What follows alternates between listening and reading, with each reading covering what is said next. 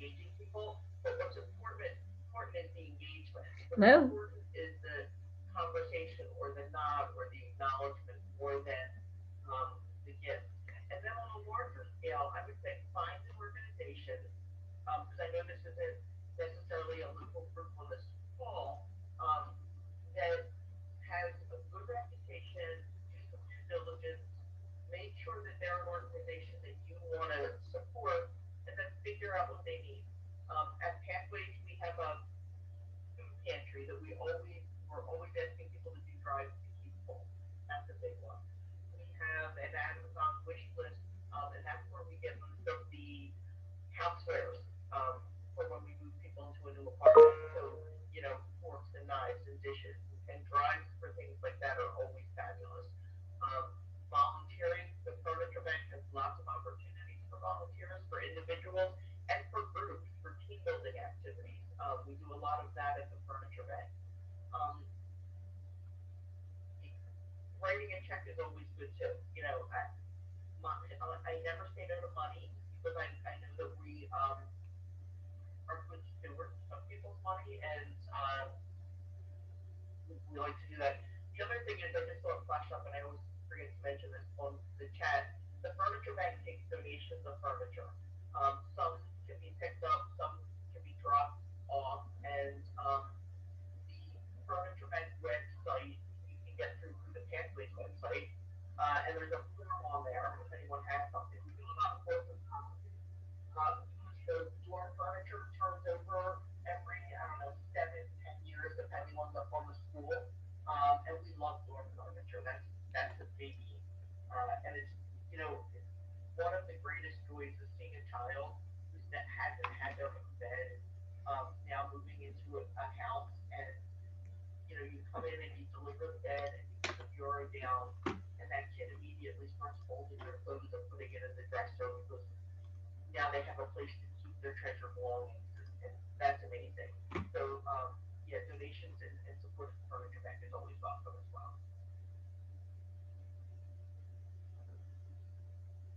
Okay, I have a quick question and then a broader question someone asked. My quick question is, I'm just curious how much and what the ratio is of state and federal funding they rely on versus donations. And then someone else asked, many cities are proposing legislation that's hostile to the homeless population. Do you face any opposition to housing first programs and other services? Uh, so, in terms of funding, the majority of our funding is federal, but and that pays for the basics. But the stuff that allows us to build relationships and to make someone's house a home, we fundraise for. So, for example, most of our services are billable to Medicaid. So the case management team and the psychiatrist and our doctor and our nurses, we can bill to Medicaid and Medicare. And most of the housing subsidies we can bill through HUD. But then there are people who don't fit into the definitions that can be pretty strict for those pots of money. There could be, we were working with a woman who was sex trafficked from Thailand. She was an illegal immigrant. She didn't speak any English. She wasn't eligible for HUD funds. You know, for that type of stuff, that's fundraising.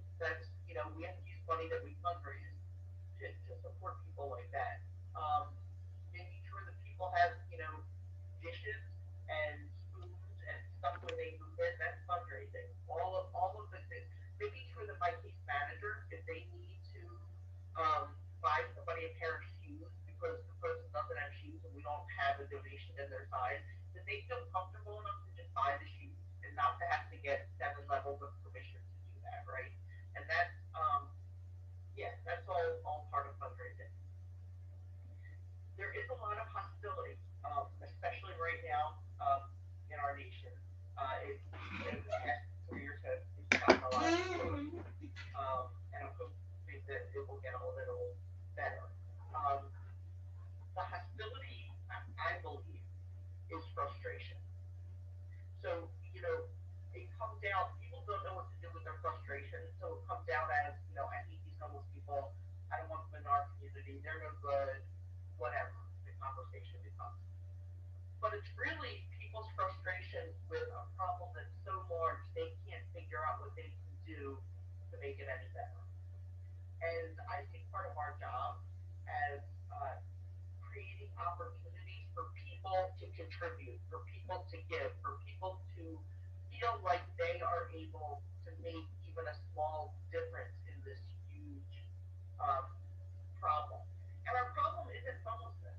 That's not our problem. Our problem is poverty. Our problem is racial justice. Our problem is for-profit prisons. Our problem is an education system that doesn't educate our children. These are the problems that have created this outcome of homelessness. And until we really accept that and start looking at our base, systems, which, for the most part are all toxic these days and need to not be, then we're going to continue to have a homeless problem. We have a lack of jobs. We have a lot of people using drugs because they don't feel like they have any purpose. Well, what gives us purpose in life? For a lot of us, it's employment, right? Our purpose is why we get up in the morning and go to work every day. And unless we can create employment for folks that need it, they're going to find other things to do during the course of the day. Hi there. May or may not be prudent. Hi, Erik, Sabrina. Hello.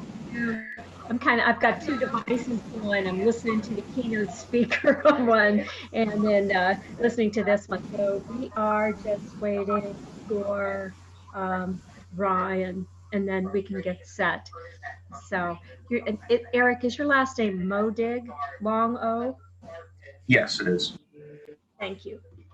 It's Swedish, so, Hey, my husband was Norwegian. His middle name was Einar. I'm kind of good at some of these things because of that. So, and Sabrina, I think you're pretty easy, except that I had to look up the Irish pirate queen. Is it Gráinne? Yes, Gráinne. Which is really great. It's more like a Gráinne sound. Gráinne. Gráinne. Yeah. Yeah. It's funny. I was listening to the pronunciation and it was different with everyone. Say the last name again. It's Gráinne, right? Yeah, Gráinne. It's actually a nickname. Whale is a nickname that means the bald, and you'll learn more about why she was called that. I can't wait. Can't wait. I love pirate queen stories. Her full name is actually Gráinne Mhaol. You'll see that come up in my presentation as well. But so I'm supposed to make you a co-host, but I don't see that in here other than just host. I wonder what the problem is. What's others who will be co-hosts? Why is it not telling me that you can? We'll just practice with this. I'll try you, Erik. No, it's not what we want to do because I still need to be the host.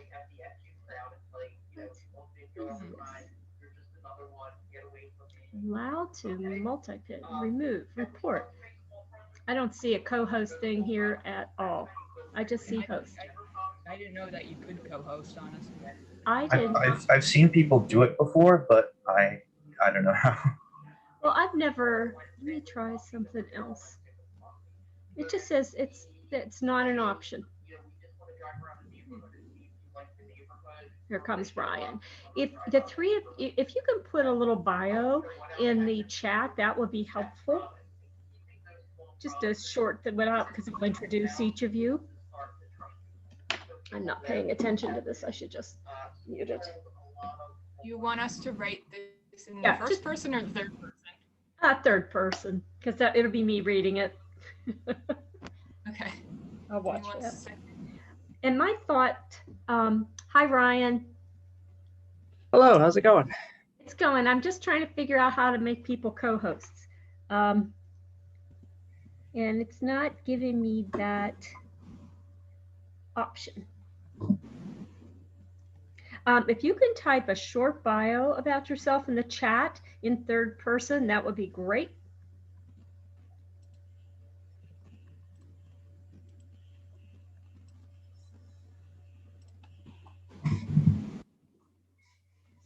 else this is telling me to do. I logged in, I'm fine.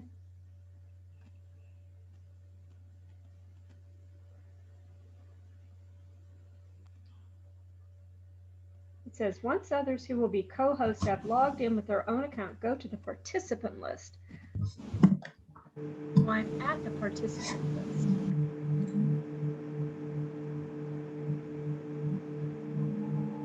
Not telling me anything here.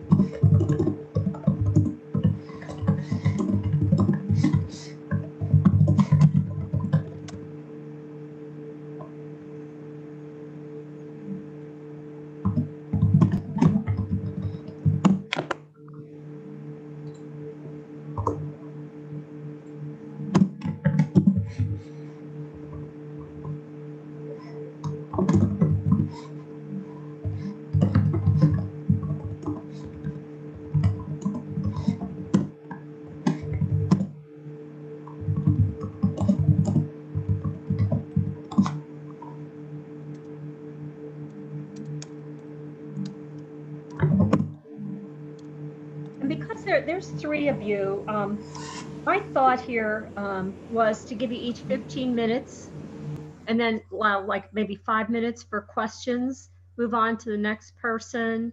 And then at the end, we should be fine because there's not 4 of you, there's 3 of you. I was in one this morning where we got kicked out. I don't want that to happen to you, okay?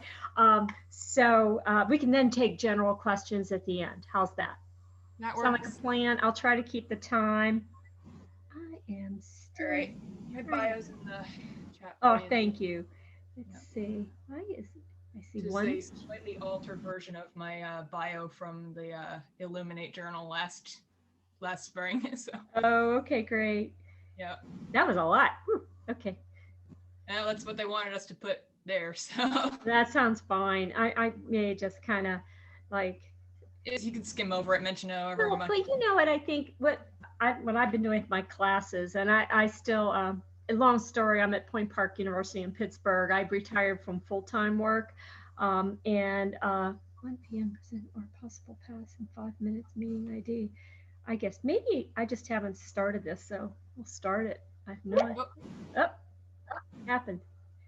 I just realized I accidentally repeated a piece of information twice. Okay. I think you can, if you want to do a, let's see, we'll be okay. But anyway, I've learned to use the chat in ways as I teach. I'm still teaching somewhat, and I just don't repeat a whole lot of the stuff that's in the chat. I figure people are kind of looking at it anyway.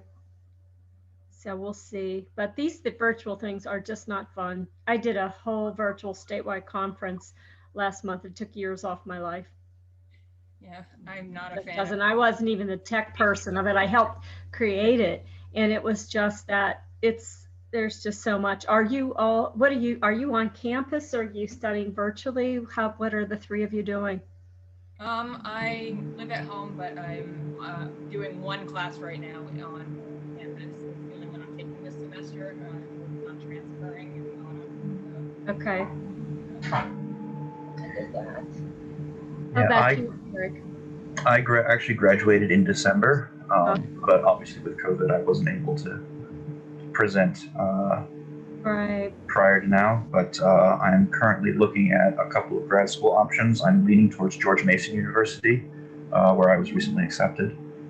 So I'm just trying to square away, an assistantship.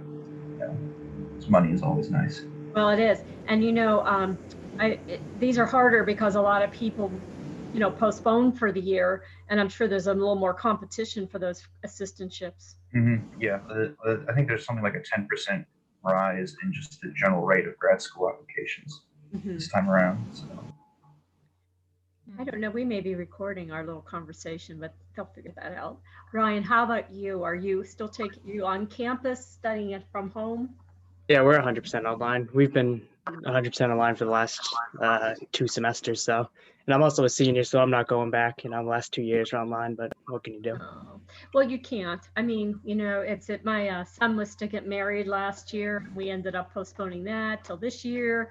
I ended up, like I said, I just got tired and I ended up saying, I'm retiring. And then people said, do you really want to? And I said, yes, but I'm still teaching and I'm kind of sorry I did because it just was such an abrupt close. Hi, Chris, if you're there. Hi, Chris.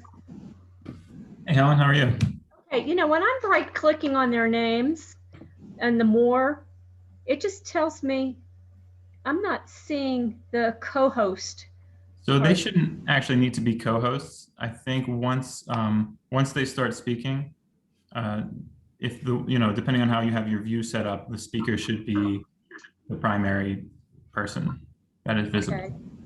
So they can share and do everything, share their screens with it. Okay, because it said to make them co-hosts. When I clicked on their names, it was just telling me to make a host. Oh yeah, you don't have to worry about it. Like I could screen share right now if I wanted to. So okay, and I guess I'm recording because I started the conference. So you'll have to, if you edit, you can edit out this. I'm planning to cut off the first minute or 5 of every single one of these. So good. I didn't get to hear much of the presenter because I wanted to get in here and make sure I could do this. So I hope that all went well. Oh, that's okay. It went great. That's recorded too, so that'll be on our portal. I know. I'll just kind of speed through the part I heard and just what I missed. But I think we're good. We're just waiting for people to join us. All right. Good luck, everybody. I've got to go jump in and make sure the rest of them are going Sure. smoothly. Thanks, here. Yeah. I'll see you at 6 or so. I will have a drink with you tonight. Oh, me too. Me too. You'll need one. Yeah. See everybody. So Ryan, you said as he came in, you're graduated. You're done after this. When is your last official day? I think it's May 4th, I believe. I think Okay. that's the actual last day, but we're not having a graduation either, so it's kind of just it's over. Well, you know, we did not have a graduation last year, and the students didn't want to do anything virtually. I wouldn't have asked. I just would have done something, you know, and I think this is where administrators, we could have had a whole session on that, you know, maybe don't ask all the time, just do some things.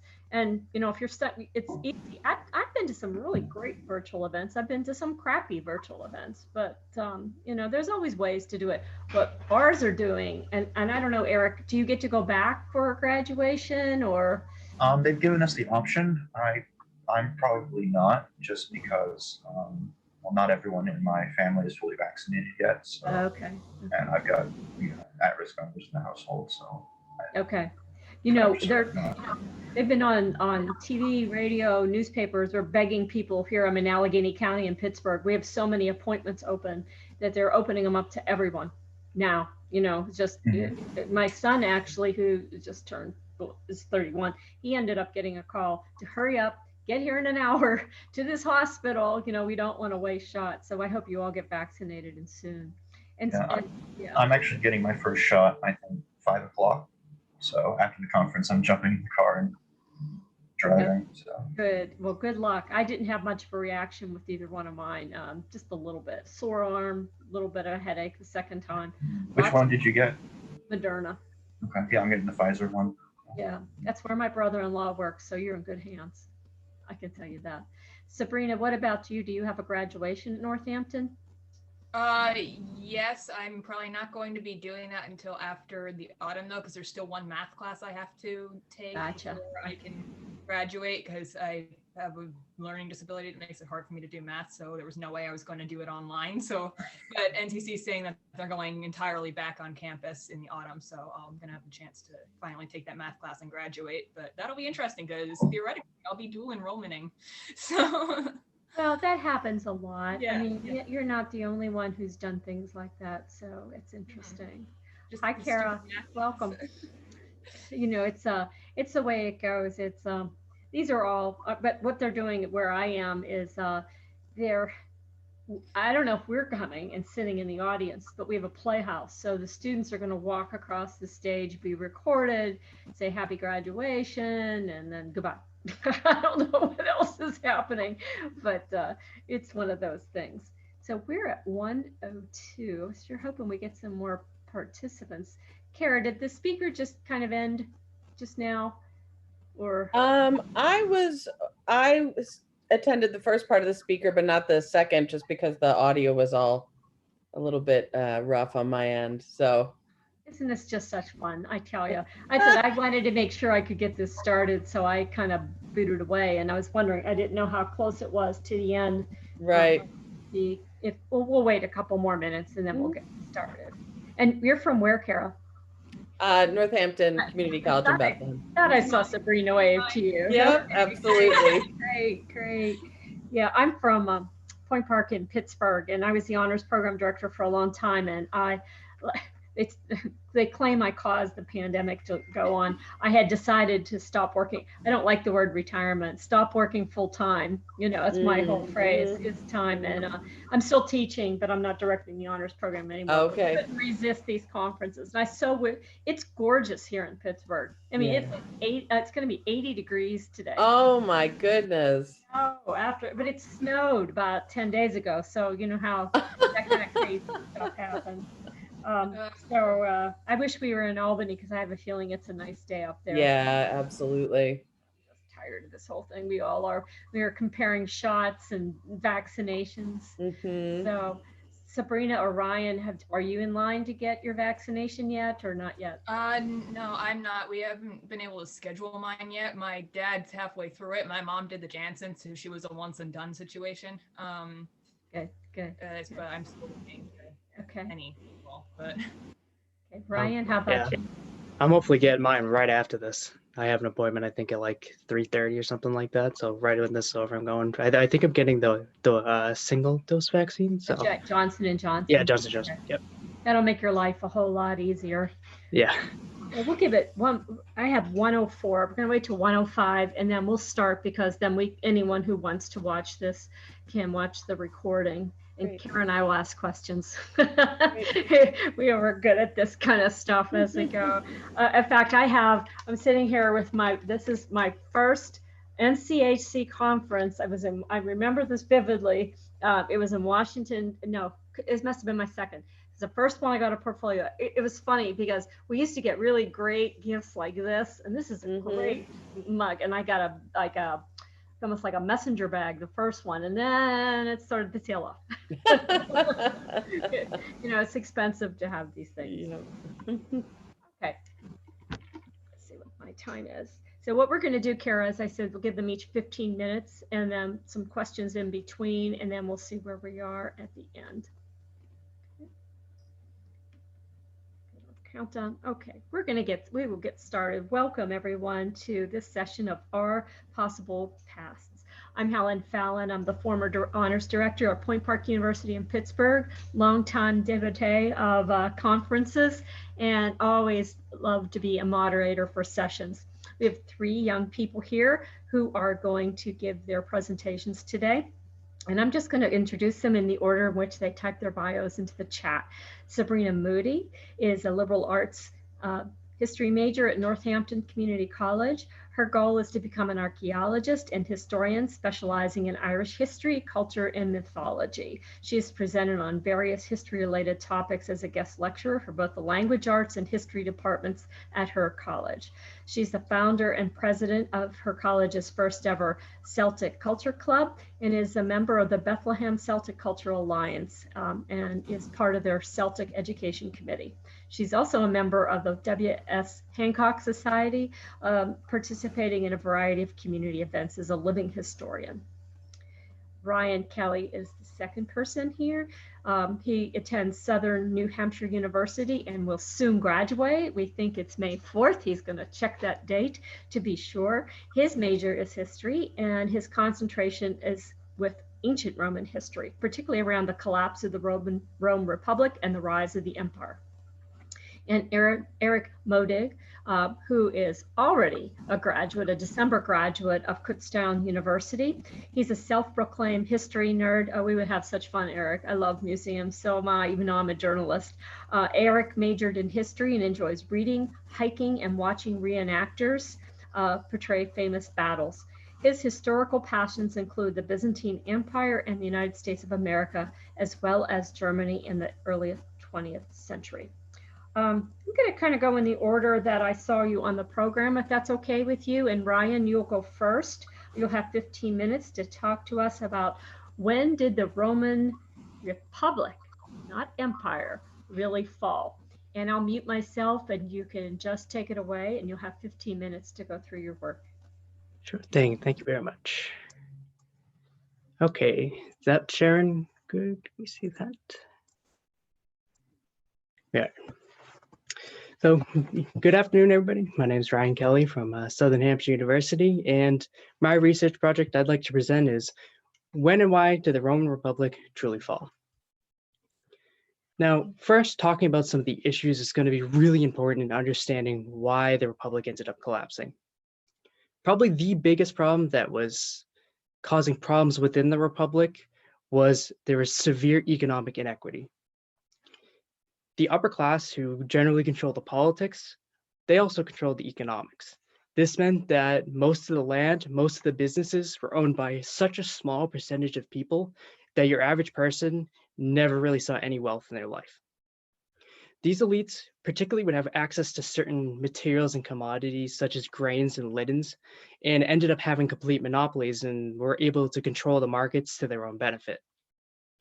This wealth gap grew even worse as new land became conquered because there was a clause in the Republican law that any new land conquered became public land, but this land could be leased to certain individuals, and obviously the rich elites who controlled the government got to choose who got this land, which meant they began abusing that system very, very badly. Another big issue that plagued the Republic and even through the Empire was political disenfranchisement, especially of non-Romans. This ban included not having the right to vote, not being considered a citizen, and not being able to participate in politics like any other Roman could. This really was targeted against Italians who felt that they deserved to be part of the Roman Republic as a citizen, because since its founding, they served in the army, they helped benefit the economy, but they never had the right to vote and never had citizenship. Now, in the Roman Republic, there was really two groups of people, the plebeians and the nobles. The plebeians were the general lower class, and in the beginning of the Republic, they had no right to vote, they had nobody to stand for them in the Senate, and they were never allowed to hold the highest position, the consulship. This became a big problem as we're looking at kind of a 99% to the 1%, and the 99% doesn't have the right to vote.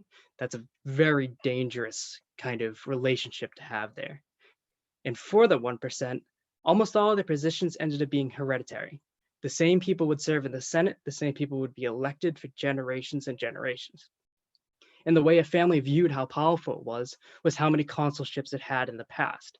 So it's not like one or two people from the same family would be consul, we're talking 10 or 20. Now, this started to change over time as there were more positions being made, such as tribune of the plebs. This became one of the most important positions in the Republic. They almost acted as a mediator between the lower class and the upper class by having the power of veto and being able to pass laws without going to the Senate.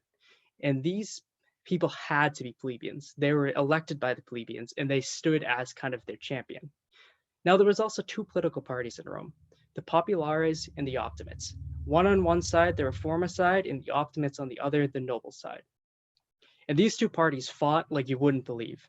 And looking back at the Republic, we can kind of think of it as almost an elastic band with the reformers on one side and the conservatives on the other. And every time one made a major move, one would go further away, the other would go further away, and this rubber band just kept getting pulled and pulled and pulled to the point where it was eventually going to break. Now, the final problem really was the client-patron relationship style. This was where plebeians would often serve the middle class, who would serve the lower upper class, who would serve the Senate, and then who would serve the nobles. This relationship included things like your patron was supposed to stand for you if you had legal troubles, and he was supposed to assist you in economic decisions, while you would serve totally loyal to him in politics, which meant if he proposed something, you would back it, regardless of what you actually thought about it. This relationship completely superseded any kind of normal political hierarchies. This meant that in politics, this was the way you acted. In business, this was the way you acted. And this eventually came into the military, which was very, very dangerous to the Roman Republic because this led soldiers and militarized citizens to become more loyal to their general because of this relationship than the state. Now, looking at some of the major events that kind of brought Rome to the brink, first was the rise of two brothers, Caius and Tiberius Gracchus, also known as the Gracchi brothers. they sought to kind of fix the problems of land within the Republic by distributing it and enforcing land law. The problem was, this was a big threat to the senatorial class. They felt that these two brothers were going to overthrow the Republic by bribing the masses with land, money, and the vote. And as a response to this, their entire party was wiped out after the Senate got together and decided they were too dangerous to let live. And at the end of the day, they eradicated the entire party and tried to have it banned from the Roman political system, with both brothers being killed. This was really the beginning of the end. The Republic itself stood for about another 200 years or so, but after this, Rome was never, ever again able to reform itself peacefully, because everybody on either side would choose violence over trying to pass things politically. The next, and probably the most dangerous of any of the political disagreements to happen in Rome, was the conflict between Gaius Marius and Sulla. Gaius Marius at this point was what they would call a novus homo, or a new man. He was a plebeian who had rose through the ranks of society to gain political power. Sulla, on the other hand, was your classical extreme noble conservative.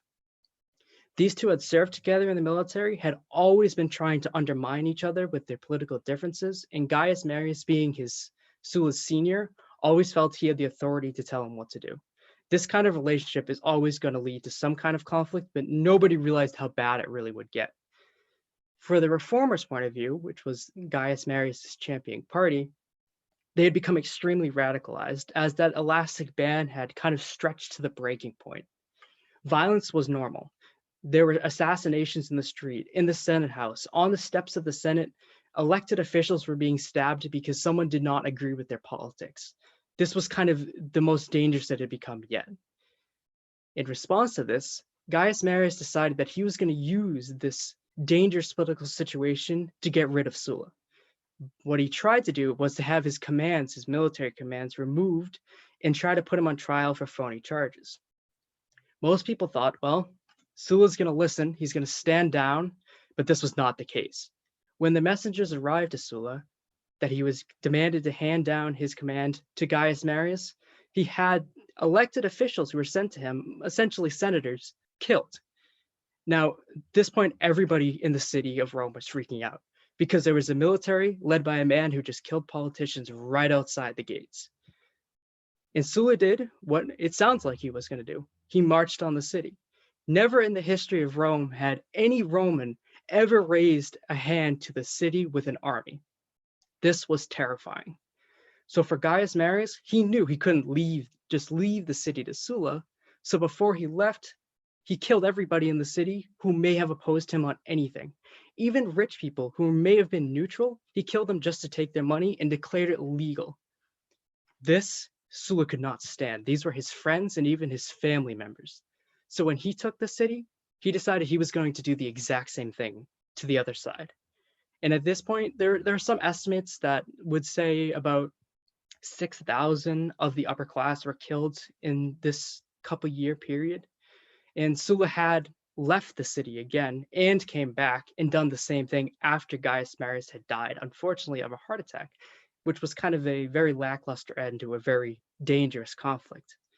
But Sulla was the last man standing. He had the city, he had the party, and now his clients became pretty much the entire city who owed their loyalty to him. So Sulla started a program that has come down to us as what is known as prescription lists. If your name was put on a list, on a tablet, and put in the forum, it was legal for any person within the Republic to kill you, take your property, and turn your body in for a bounty. And he used this very, very aggressively. And there's some estimates that say up to 30,000 people were killed during this time of just the names being put out and people being killed. Now, at the end of Sulla's reign, he legally was dictator for life. This was a clause within the Roman constitution that an individual could be named a dictator for a span of 6 months. But Sulla ignored this and demanded to be dictator for life. This seemed like he was ready to restore the monarchy to Rome that had fallen about 700 years before. But with Sulla having this power, it definitely did seem that he wanted to try and save the Republic, because after about a year of being dictator for life, he stepped down, voluntarily left the city, and died a peaceful death in the countryside. But his legacy is really the damage that he left, not his policy. After his death, there were three major figures in the Republic. You have Gaius Julius Caesar, Crassus, and Pompey Magnus. Now, all three of them were from different parties.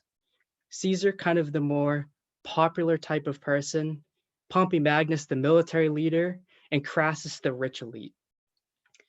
All of them decided that they were going to form a political alliance based on the idea of, if we're all work together, even though we hate each other, nobody can stop us from doing what we wanted. And this is what they did. Caesar and Pompey were really the two big players politically, where Crassus was kind of the man in the shadows funding all of their projects. But on a failed military campaign, Crassus ended up dying. This left Caesar and Pompey the sole leaders of Rome, and with their alliance, they pretty much could do what they wanted. This meant passing land reform, passing political changes to enfranchise Italians. But with these two kind of equally powerful figures, both of them thinking that they're better than the other, alliance or not, they're eventually going to fight. So when Caesar was sent to Gaul, which is modern day France, Switzerland, Belgium, to basically add it to the Republic, he became extremely rich. He used his conquest to make a lot of money, which he used to buy public works projects for the people who would give them their clientship, and he would win their love. This was unacceptable to Pompey. This meant that this young guy who he was supposedly had an alliance with, was usurping his position as the people's love. So as a response to this, regardless of legality, Pompey decided to declare Caesar trying to form a tyranny. He was trying to make himself king, and civil war ensued. And as most people know the story, Caesar wins, Pompey dies, but Caesar is assassinated after he's declared dictator for life. Looking at Sulla and comparing him to Caesar, Caesar was definitely more of a soft touch kind of dictator. He didn't kill his enemies. He didn't steal their money. He didn't really want to start conflicts politically that ended people's lives, because he wanted to really restore the Republic, maybe with him as dictator for life, but he didn't want to change the entire system. But the big difference is Caesar was more self-interested. He definitely wanted that position, to being able to choose who lived and who died, even if he never exercised it. This kind of laid the pathway of what his adopted son, Augustus, would do.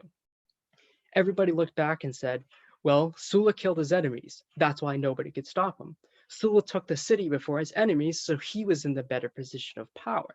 And this gave less good-minded individuals the idea that, well, if I win that initial battle and take the city, if I really wanted to, I could become master of Rome. Now, this is where we come to the second triumvirate, which is another very popularized kind of conflict between Mark Antony, Lepidus, and Octavian Caesar, who would become Augustus. So these three were kind of in the reformer party. And on the other side, we have people like Brutus and Cassius Longinus and Cato the Younger before he died. This conflict was not a very quick one, because nobody was really sure who their enemies were anymore. Mark Antony, Lepidus, and Octavian Caesar did eventually make an alliance, got rid of the old party, and to consolidate the power, they forced land reforms. They were no longer willing to pardon the same people Caesar did, and they seized their property of their enemies to pay their clients. And in the end, Octavian ends up killing the two others, leaving him last man standing in Rome and declared first citizen. This is really where the imperial rule begins, as Augustus is considered the last emperor, or the first emperor. But this is where I usually will differ from modern historians. Instead of saying that the Republic died when Augustus was declared imperator for life, emperor, I would say he adhered to the Republic. He would never pass a law that the Senate said no to. He would never go against his own party to pass something. I would instead like to argue that Caligula, the third emperor, was really the first Roman emperor, because his rule was not ended by the Senate. It was not chosen by the Senate, but his own bodyguards. And the imperial court were the ones who were going to start choosing who led the city and who led the nation. So when he was officially assassinated, it showed that they no longer had the power. It was now his own family and his own bodyguards who chose who and who could not be the emperor. And this is where I would like to say that the Republic truly died. And thank you very much for listening. Thank you very much. That's really very, oh my gosh, it makes for a good plot for a Netflix series, Ryan. You know, it's kind of like the Tudors. I had almost no idea about all of those different people and last person standing. A question from any of you for Ryan? Go ahead, Erik. Well, first off, have you ever seen the older television series I, Claudius? No, I don't believe so. I would definitely recommend that. It's a British sort of historical drama from the 1970s detailing basically the lives of the first four emperors from Augustus through Claudius. Wait, what was the name you said? I, Claudius? I, Claudius. It's set from the perspective of Claudius as he's growing up through the very turbulent days of the beginning of the empire. And it goes a lot, very deeply into the political intrigue and the sort of death of Republican institutions as autocratic militaristic rule becomes entrenched.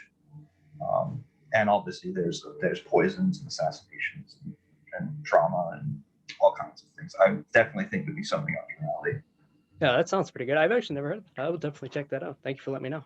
You know, Erik, I watched that a very long, wasn't Derek Jacobi, Claudius? Yep, Derek Jacobi. So. Yeah. And John Hurt as Caligula. So. Yeah, great acting. And I just wonder what would be really good as well, Ryan, for you to fact check that and to see, you know, it's kind of like I got so into The Crown. I don't know if anyone else did. And, you know, with Prince Philip's death, as I said, I'm a journalist. I still work in a newspaper and I was editing the story of his life. And I was thinking, let me see how much this related to what was actually in that series. How did you get interested? Does anyone else have a question for Ryan? Go ahead, Erik, and then I'll ask mine. Yeah, this one's obviously more academic, but given that the Roman Republic was not really a republic in the modern conception, as we would define it in the 21st century, being obviously much more oligarchic, much more elitist, even with attempts to sort of placate the masses with like the position of the tribunes and plebeians. Given that this sort of oligarchic decision-making persisted through potentially even centuries after the first several emperors sort of demolished the more ostensible republican institutions, could you at least see where it could possibly argue that the Roman Republic never really died, in that the fundamentals of power and decision-making, if they may have evolved, never really departed radically from the initial modus operandi of the Republic, I guess? Yeah, I could definitely see that. Mostly because, like you said, even till the very last Roman emperor, or who you could argue was a Roman emperor, there was still a Senate. And this Senate was kind of made up of the exact same families as it was at the founding of Rome. So definitely a piece of the Republic never ended up dying, but more the power shift happens, where that Senate existed more of a, I'm going to enforce the emperor's laws and stand in his place where I need to, whereas before I was standing for myself in the Republic. I think that's kind of where the difference came in, where the institution survived, but the power dynamic changed.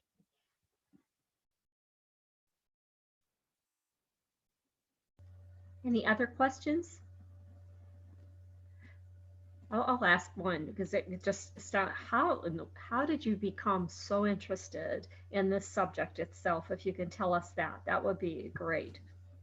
It started probably when I was, my father is very, very into history, and my mother is Italian. So I kind of got into Italic and Irish history because of my parents. And then I was like, man, these Romans seemed like crazy, like when I was younger, like why were they just so crazy, fighting each other so much and all this. And then I started reading, I was probably 10 years old and I read Julius Caesar's Conquest of Gaul. And I was like, I cannot believe a society like this actually existed. I have to find out more. And then for the last, 11 years has kind of just snowballed into just like kind of reading everything Roman and kind of being like, this society is incredible that they lasted so long with how much they all hated each other. Right, you think that they would be extinct. I was fortunate enough in my career at Point Park to take students to Italy twice, and the second time we went through a number of the people whose names I will not remember as well as you, and found out really what Vestal Virgins were all about. And, you know, that's pretty awful stuff. I mean, so bloody, so awful, but so intriguing. This whole corruption and empire building. And do you see any with the empire building and we don't kill people anymore in the literal sense, but in the figurative sense, that still seems to be the path. Maybe the other historians here might agree or disagree to somewhat here. It's just we do it in a much different way, and thank goodness you have enough people who are educated that can't happen anymore. Do you see any correlations between the Roman Republic and anything present day? Oh, absolutely. I mean, if you look at most, even like republics, republican democracies or democracies, like Plato wrote about that a lot. A lot of them end up following the same path, or I should say following different paths to the same conclusion, that eventually you allow the wealth gap to get out of control. You allow the same people to hold political positions for longer than they should, and things just kind of get out of control when somebody comes along and says, I'm not like these politicians. I'm like you 99%. Here's some land and money to prove it. And then, the whole I'm more loyal to this person now than the state, and it leads to conflict, leads to civil war, leads to purges. And it's almost the same path that the Roman Republic took, that a lot of other republics have taken in the past, especially like the French Republic when it first came about. This is kind of what happened there as well. And there are definitely parallels to every republic to what happened back then. Thanks very much. I think you would be a fan of term limits then, would you not, in the Senate and places? I'm not saying anything, but maybe. We won't have to put you on the spot. Okay, Erik, you're next in the program, so you'll have 15 minutes. And that's just like right before 1:44, and then I'll give you a heads up and you can get started.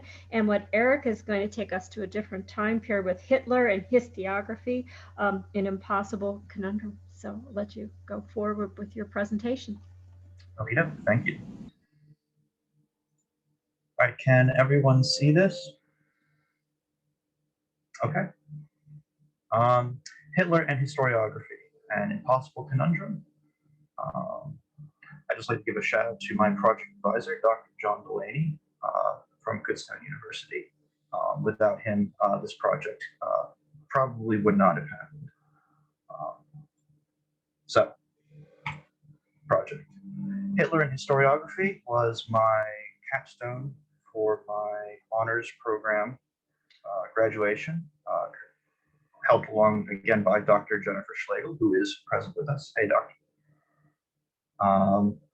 And the core of the project involved examining two different biographies of Adolf Hitler in order to explore the shifts in historiographical thinking that occurred in German historiography and use them as a means of answering some more fundamental sensitive questions about Adolf Hitler as a person. So the two biographies in question were Hitler, 1889 to 1936, Hubris by Sir Ian Kershaw, which was written in the 1980s, and the more recent, simply Hitler by Peter Longerich, which I believe was 2018 or 2019, so very recent. So again, the goal of the project was to use the shifting historiography of Adolf Hitler to examine a series of fundamental questions about whether or not powerful and controversial individuals like Hitler could or should be explored or studied in an academic setting. And obviously, I was also using this project as a way to sort of dip my toe into the next level of historical academia, to sort of get a leg up on potential graduate level content. So the methodology was a lot of reading, analyzing, discussing with Dr. Delaney. We dove very intensely into European and German historiography and of the historiography of Adolf Hitler, and I learned a hell of a lot more than I knew before. And it became a situation more of being stunned by how much I did not know more than anything else. This was some very heavy and very intense subject matter. Adolf Hitler is not a topic for the faint of heart for historical study. And obviously, in the middle of the project, COVID lockdowns threw everything into disarray, but we were able to manage. And again, I'm very grateful for all of the professors who supported me in this very difficult time. Speaking of time, time was probably one of the biggest difficulties with arrangements being made, and there's just never been enough. So, the project itself. Adolf Hitler was the product of his time and place, just like the rest of us. Despite the shift in historiography between the 1980s and now, both biographies agree, obviously, on the same basic timeline. Adolf Hitler is an individual from a very poor rural Austrian family in the village of Gráinne am Inn.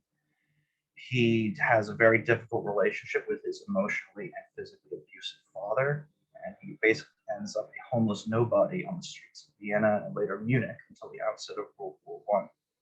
It is World War I which gives Hitler structure in his life, which later leads to his participation in a small, radical right-wing German political party called the German Workers' Party, or DAP, in the disastrous aftermath of the German political atmosphere after the defeat in the First World War.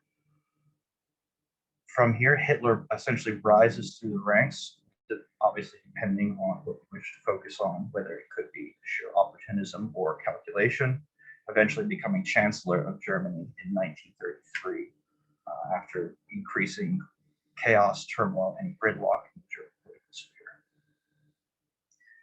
Hitler can be explained and understood in human context rather than some unique historical focal point. There is a significant school of thought surrounding Adolf Hitler that he should not be understood, he should not be explored, and that anyone who does or attempts to do so runs the risk of repetition.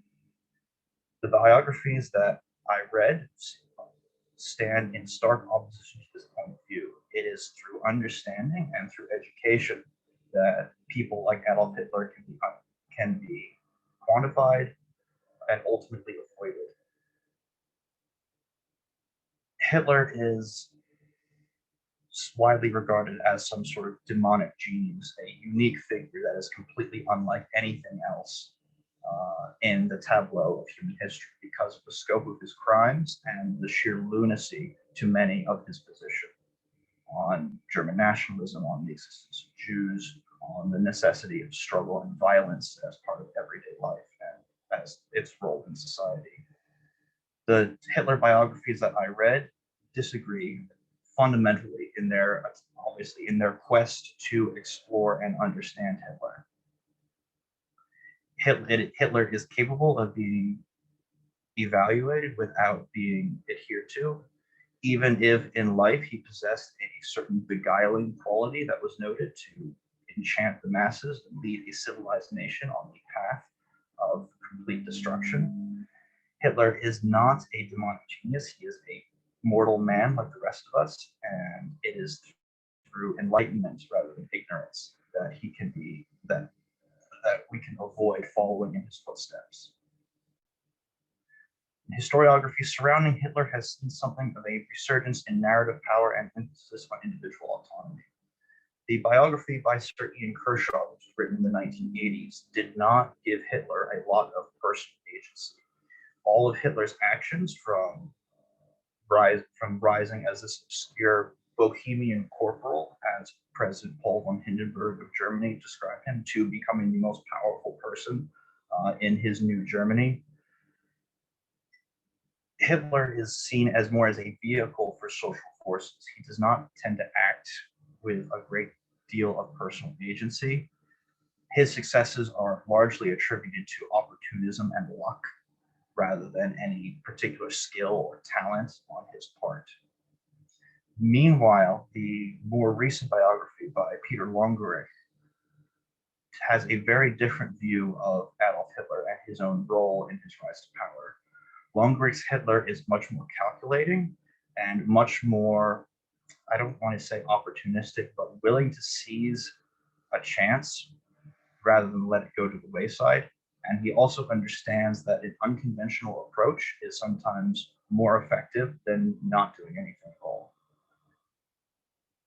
This shift, it mirrors the general shift in European historiography from the 1980s until now. The former biography by Kershaw was still very much a reflection of the sort of supremacy of the social scientific outlook of history, that history is not about great people or the actions that they did, but history is about societies, and that historical actions are about major movements and major political, almost weather patterns moving throughout society. The focus on individual action, individual agency is seen as a relic of the historical school of Leopold von Gráinne, who, while he is considered to be sort of the father of academic or professional history, is still seen as elitist and very narrow in his approach because of his focus, again, almost exclusively on great politicians and generals and matters of state. However, in the last few decades, the power of individual autonomy and the narrative qualities of history has seen something of a resurgence, and this is reflected again in the more recent Longrick biography. Hitler has much more agency and autonomy, and the writing style of Longrick is much more narrative in structure than the more academic Kershaw biography. There is a school of thought embodied by an individual by the name of Claude Lanzmann concerning Adolf Hitler. Lanzmann is a very famous director. He actually directed a documentary on the Holocaust called Shoah, which is an incredibly powerful piece. I don't know if you've ever seen Schindler's List at all, but Shoah blows Schindler's List out of the water in terms of sheer impact and its capture of the arbitrary cruelty that took place during the Holocaust. Lanzmann violently opposes people who seek to understand or explain the actions of National Socialism and Hitler's regime and ideology associated with it. During the production of Shoah, an actual Holocaust survivor was brought in to help magnify the authenticity of the experiences being captured on screen. And at one point, the survivor asked Lanzmann a question about a particular scene about an SS soldier who was beating a Jew who asked for water.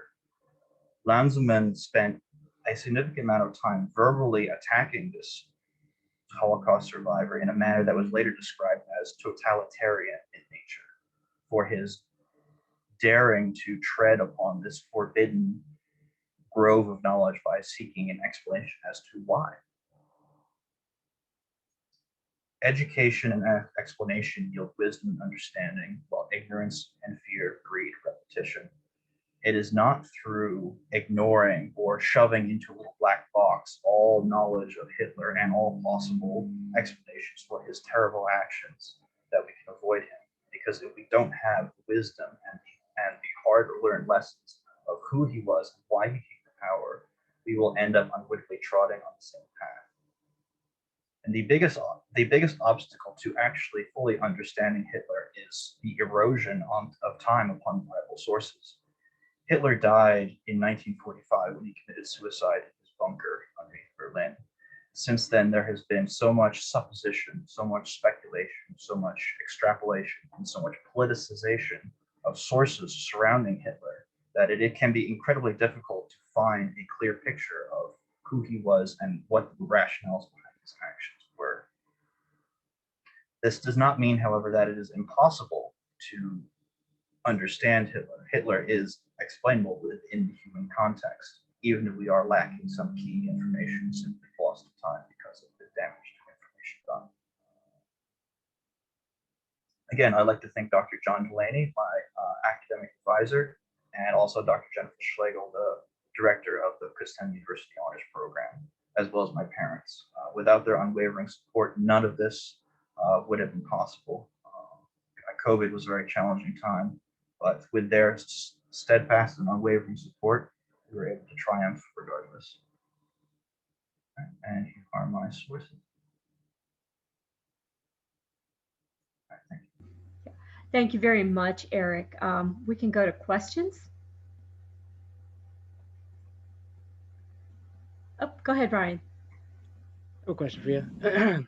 In your comparative kind of looking at different sources, did you come across, I believe it was Albert Speer who wrote his own biography about Hitler, and kind of looking at how even kind of sympathetic or favorable people towards Hitler would have written about him? I did not include works by Albert Speer in the actual project. I did come across his biographical account of Adolf Hitler.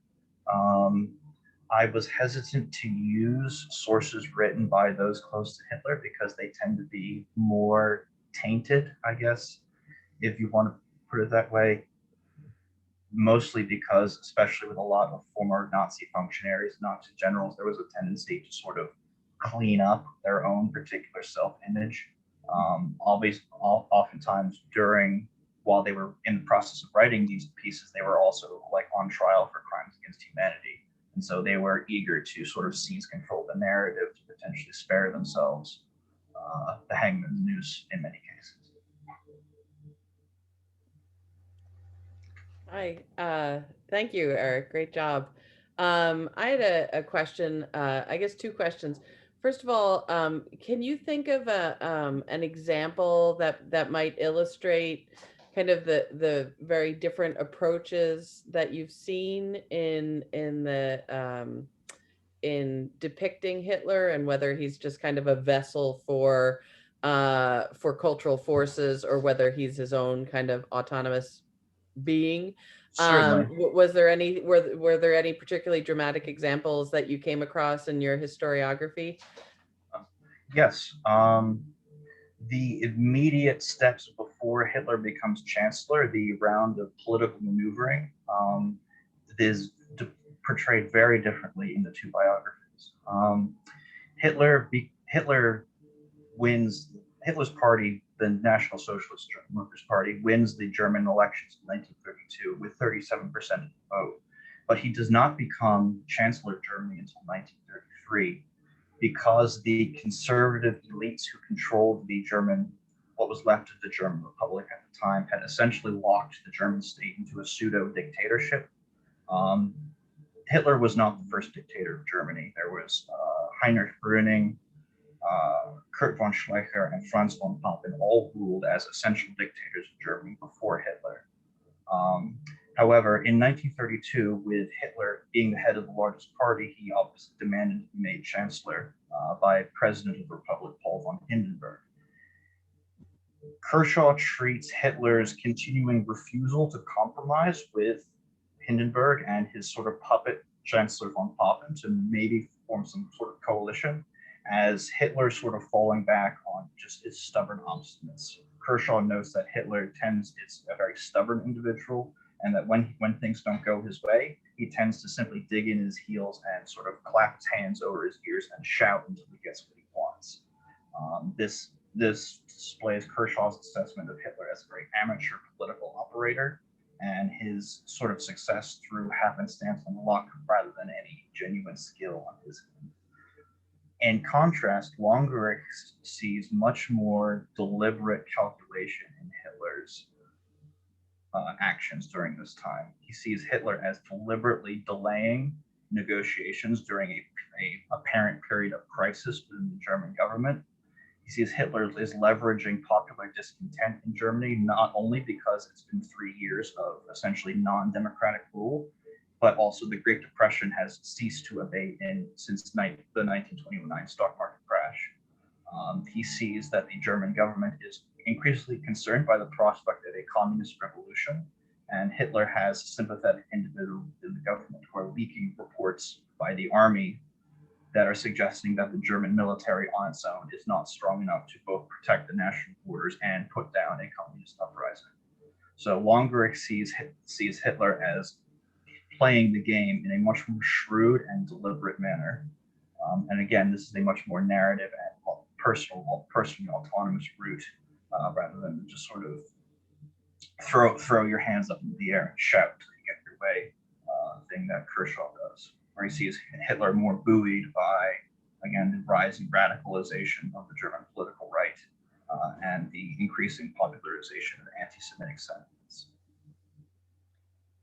Kara, did you have a second question? Yeah, I did. Thank you, Erik. That was very helpful. And I think my other question is more just to give you a chance to expand upon. I mean, I think your project really shows how important narrative is and narrative positions on historical figures when you really think about it in relation to Hitler. So could you say something about why you think it's so important to understand Hitler in a certain manner?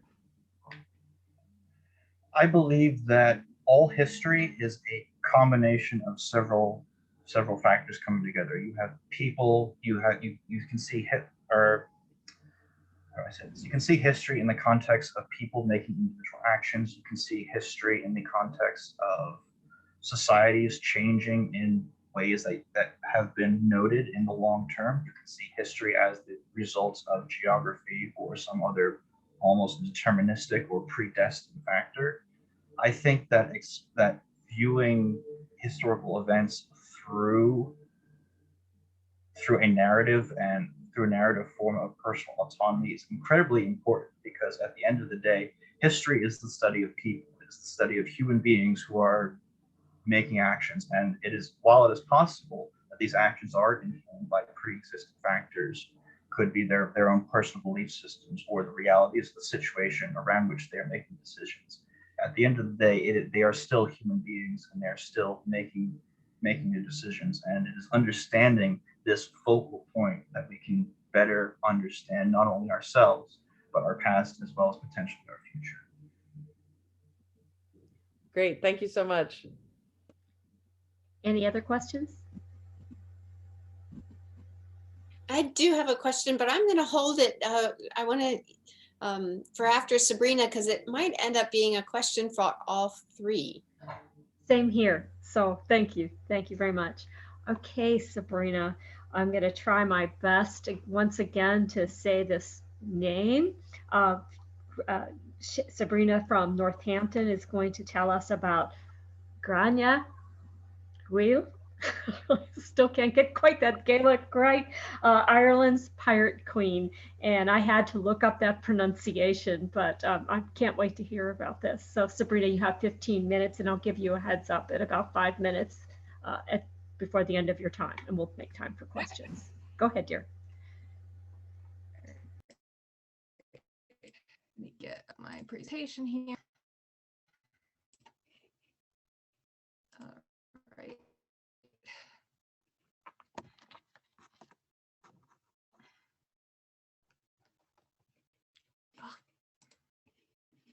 Hold on.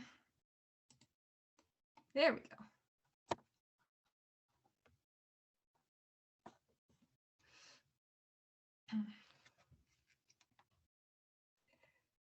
Centuries ago on the west coast of Ireland, the waters were dominated by a woman whose name could strike fear into any and all of those who heard it. Gráinne Mhaol, or Gráinne Mhaol, as she would often be referred to, was this woman.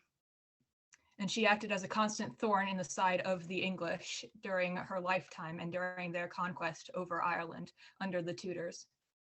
Centuries prior to all of this, however, the Normans had made Ireland a sort of wild free-for-all between the native clans who were forced to take sides and between the imposing Normans under William the Conqueror. This, however, stood as a fairly neutral time period, and it would remain as such until Prince Henry, later known as Henry VIII, assumed the throne after his elder brother, died suddenly from illness. An illness that almost claimed Catherine of Aragon, who was at that point Henry's brother's wife as well. Henry then married Catherine as they assumed the throne together. And the colony of Ireland had been a colony under England for 15 years by the time that Henry had gained control of the English crown. And he's the one who made the position that was once known as the Lord of Ireland into an official kingdom. And he became the King of Ireland. From this moment on, a constant destruction of language and culture was put in place. To at least some of the crown's officers who observed it, the Tudor conquest of Ireland could invoke some disturbing memories. This is from the Routledge History of Genocide by under the article written by David Edwards.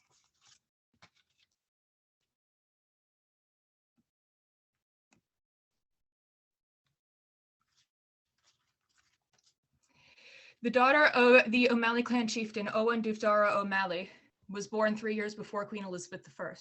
Gráinne was the name that she was given.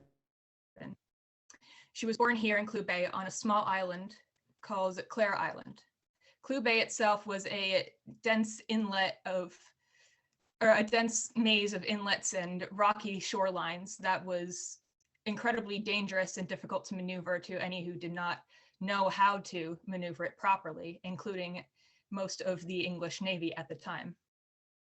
Here on Clare Island in a small castle, Gráinne was born to the second wife of Owen Dubhdara. Gráinne had an older half-brother who was nicknamed Donald of the Pipes, the pipes often being considered to refer to a type of Spanish wine that came in a pipe. So it has often been deduced that Donald was fairly incompetent in many things and was a raging drunk. And so Gráinne sort of became the son that her father never had. She received the name of Gráinne because of an incident when she was about 8 years old. She had been raised, as many clan chieftain daughters had, by another family who would have taught her in the arts of Latin and other forms of education. So she would have been highly educated. However, she would have gone back to her father around the age of 8, and it was then that she decided that she wanted to go with him to a trading mission in Spain, as all of the boys at this age would have begun doing. The O'Malleys were a seafaring clan and had been for nearly 1,000 years before this point. And Gráinne thought nothing of this until her father said to her, well, you can't come with us because your long hair, it'll get caught up in the sails. And her mother said that the sea is no place for a girl, but Gráinne, being very determined and not letting anyone telling her what she could and could not do, decided to rebel against this and join him anyway. So she chopped all of her hair off, stole some of her brother's clothes, and snuck onto the ship anyway. And she ended up staying hidden on the ship until they were too far out at sea for them to turn around and come back. And then she revealed herself. Her father at first seemed angry, but then sort of laughed and said that it was a test for her and that she had indeed earned her place by his side on the trading missions. And some years later, she would once again prove herself when they were attacked on the way home from a trading mission by an English Navy fleet. And Gráinne had been told to stay below deck. However, she ended up crawling up the masts of the ship to watch from above.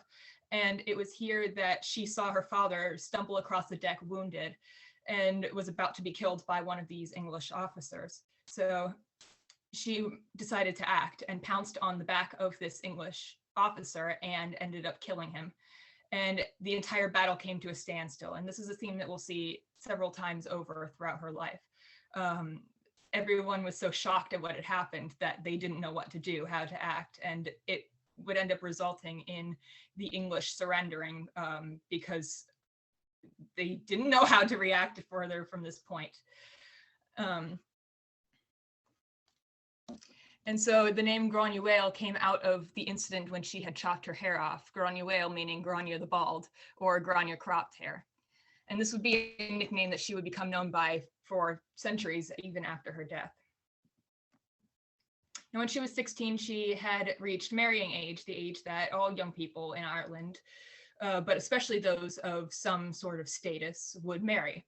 And so she and her parents together decided to marry her to the son and Tanista, or the heir apparent to the clan O'Flaherty to the south of them in northern Galway. And they married, and Gráinne quickly realized that he was an interesting character. His favorite pastime was to go fighting with the neighbors. He found that entertaining. So Gráinne sort of became the chieftain of both her own clan, who she had been given control by her father of her own fleets, and was sort of second in command at this point, and would eventually become the chieftain of the O'Flahertys for a short period of time, because Donald himself would rather go fighting with the neighbors than actually assume responsibility. And with him, she would have 3 of her 4 children. She would have 2 sons and a daughter. And around the same time as well that she married him, she started to come up with a interesting way to, sorry, I forgot the words, to grow her father's empire, Sea Empire. And based out of Auchinanor, which is the castle on the right, she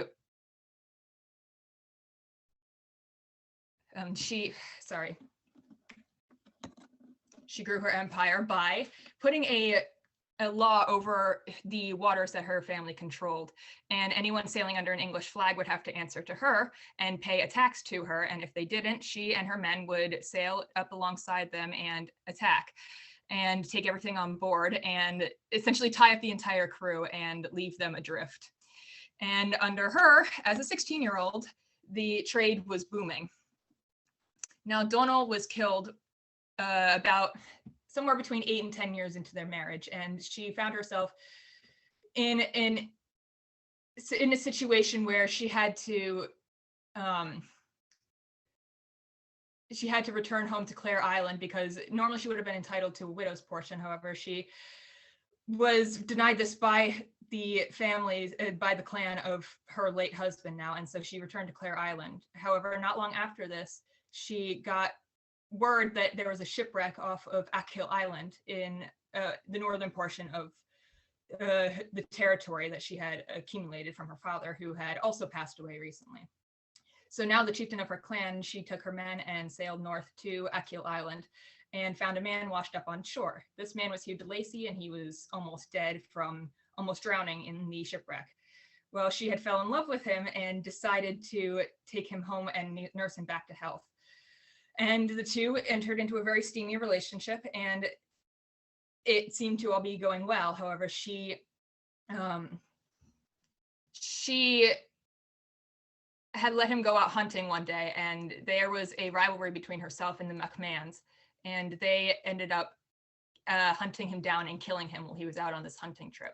And this enraged Gráinne so much that she once again rallied her soldiers and sailed north to Doona Castle, where the McMahons called their home base. And there she proceeded to mount an attack and kill every person that was there, man, woman, and child, in revenge for the murder of Hugh de Lacy. And this I always like to point out because it shows a lot of her personality and the fact that nobody would harm anybody she loved and get away with it.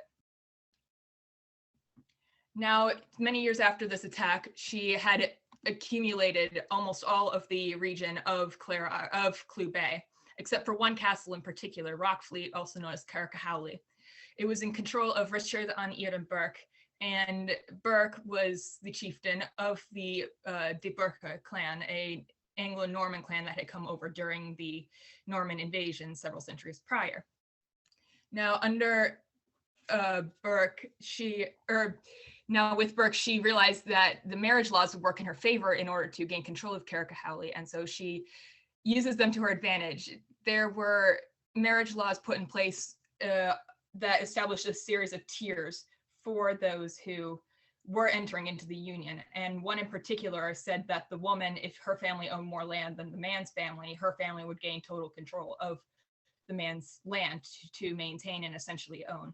And so she used this to her advantage and married him. And they also, with the 3-year trial period written into the Irish Brehon laws, she and him were married for just under those 3-year periods before he came home from a hunting trip and found himself locked out of his own castle. And she was sitting in the top window and yelled down to him, "I dismiss thee." And with that, she broke off their union. And they were no longer married, and therefore she and her family had gained total control of his land, and therefore she controlled Caircowley or Rockfleet. However, one would assume that he would then leave her and they would split ties altogether. However, they had actually fallen in love with each other in that point and decided to live together as though they were married, even though they legally were not anymore.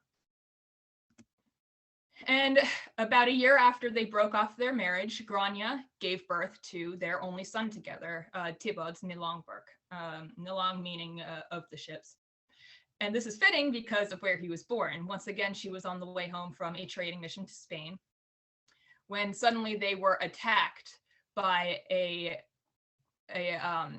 band of pirates. It's unclear of who exactly it was. Some say it was English again, some say it was North African. It doesn't really matter who it was. The point was they were attacked. And normally this would not have been a problem, except Gráinne 1 hour prior had given birth. And the O'Malleys were quickly losing the battle without her there to lead them. And so she ends up getting word from the deckhand that they were losing. And in her fit of anger, she trades the baby for a blunderbuss, bursts onto the deck, and the records say that she burst into a wild jig and then fired off her blunderbuss and scared the heck out of the attacking pirates. And they all would end up diving over the sides of the ship, over the gunwales, in their fear of this crazed woman who was not afraid to attack them. And this is a sight that they probably would not have seen before. And once again, she had just given birth an hour prior to this attack.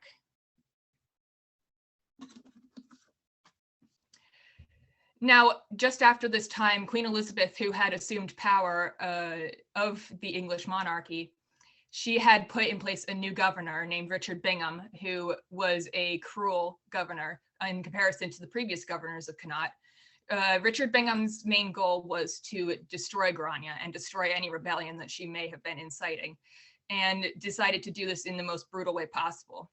At first, he started by attacking the local villages, burning land, destroying crops, forcing people out of their homes. And then he would go straight to where it hurts the most by exploiting her eldest son, Owen, and his generosity. He was known for being kind and for his hospitality, that he would take anybody in who needed it. And so he had sent some of his men to Owen and tricked him into letting them into his home. And there he arrested all of his family members and his defenders. And around this time, or just before this as well, Gráinne had just escaped from prison because she herself had been arrested and thrown into Dublin Castle for some time, and had only just escaped because some of her own men had sacrificed themselves to take her place in prison and sacrificed their own lives so that she could be free. And so once again, they had captured Owen in a similar way to Gráinne, but instead of putting him in jail like they had with her, they brutally murdered his family and left him for last. It said in the records that he reported back to Elizabeth that there had been some 12 wounds inflicted on Owen's body before he was finally killed. And Owen justified this to Elizabeth by saying that he had tried to run, and this painted him as a coward, and Gráinne didn't take too well to that. And not long after Owen's murder, Toby and Gráinne's brother, Donal, had also been arrested, and their lives now hung in the balance. And to Gráinne, this was the final straw. She had been fighting this battle against Bingham, not for 1 year, not for 5 years. She had been fighting this battle now for almost 20 years. It started when she was in her 40s, and she was now in her mid-60s. And this was when she decided to go straight to the source, to Queen Elizabeth herself.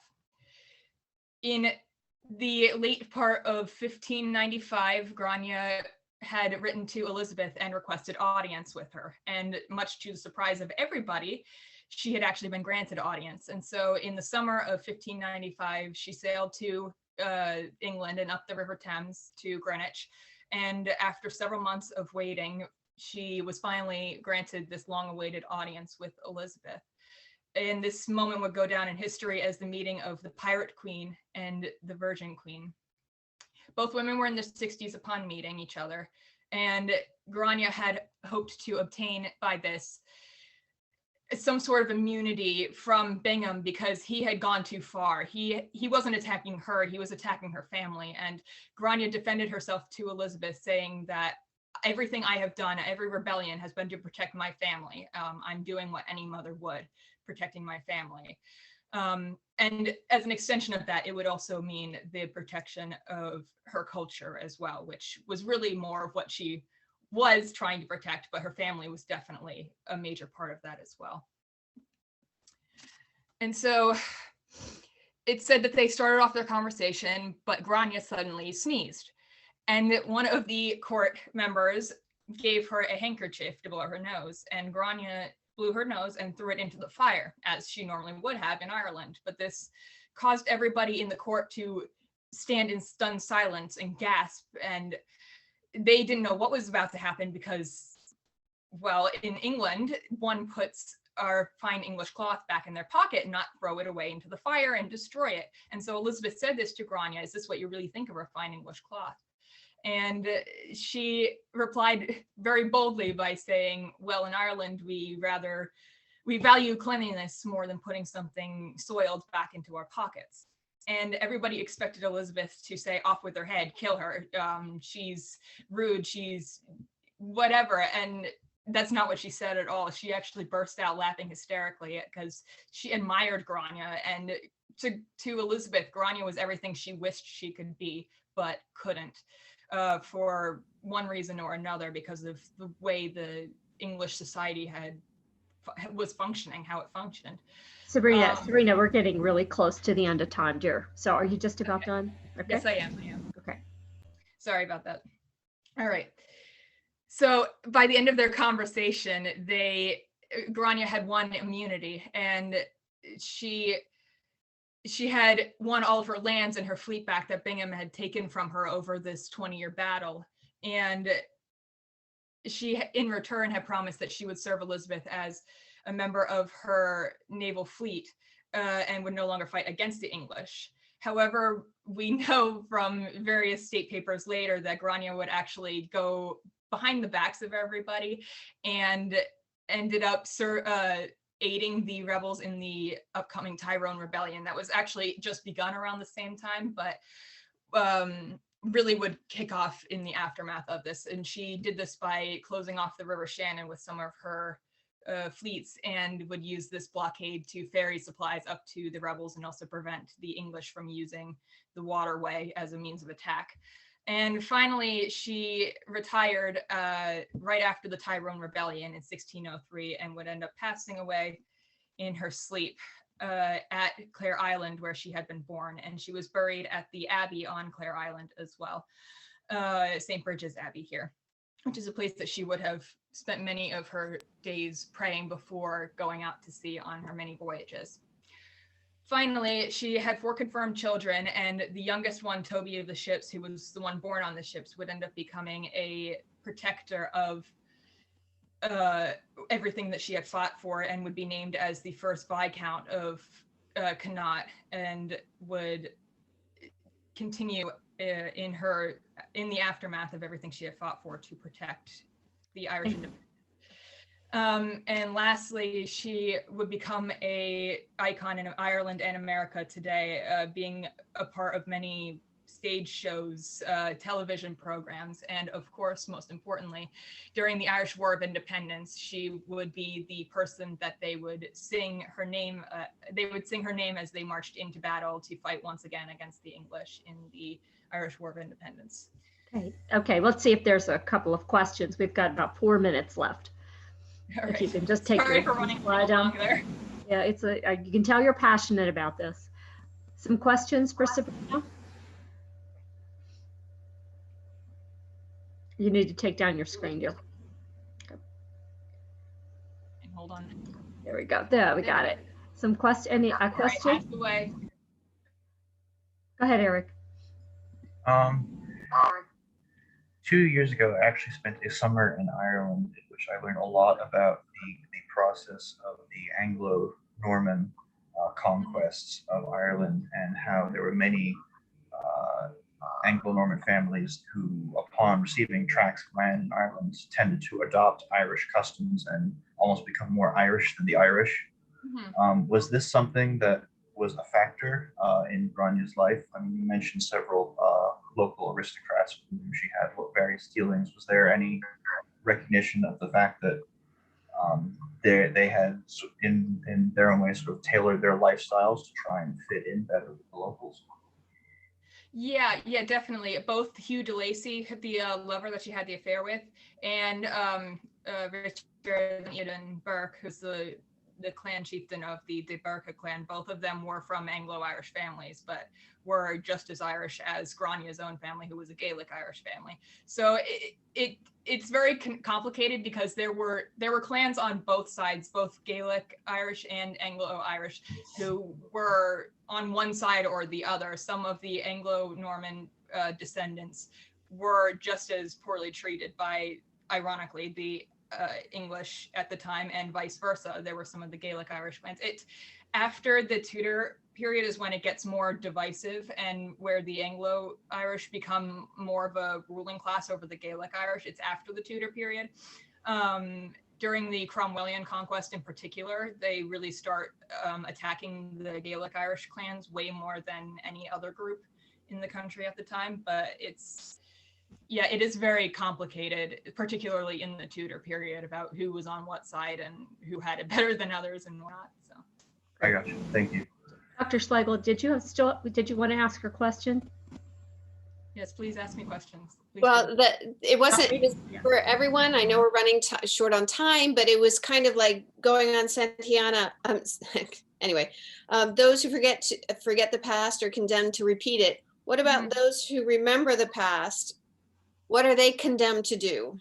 Or is there an onus on you to apply what you've learned to the current situation? It's good to know, but what is the impetus of what you've, or how can you put what you've learned into action?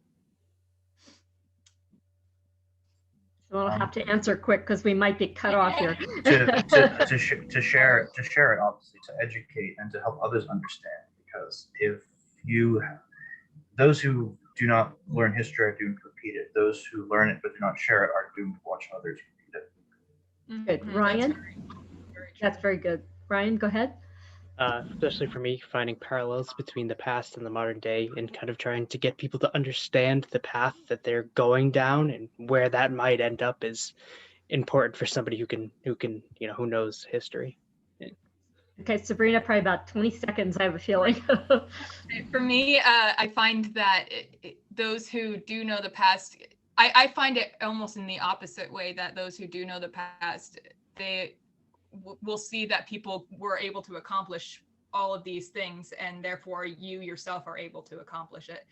So that can go one way or the other. In some cases, it could be like, oh, well, this person did this bad thing, I can do that too. But it also goes the other way of this person, in the case of like Gráinne, was able to do all of these amazing things in her lifetime. Therefore, we can as well. We can defend ourselves and our cultures and be proud of our cultures and all of that sort of thing as well. So it can be, for me, it can go either way.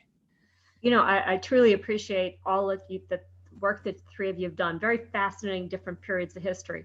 Erik, the sharing is so important, and may all three of you keep sharing your expertise in your new ventures. Good luck with your graduations and with the rest of the conference, and maybe be on the other side of this pandemic so we can all truly share in person this next time. Thank you very much for your information and your research. And it can tell you're also very passionate about your work, and I love that.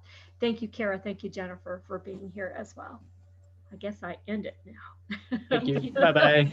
Bye-bye. Great job. Take care, everyone. Stay healthy. You Take care. All the best.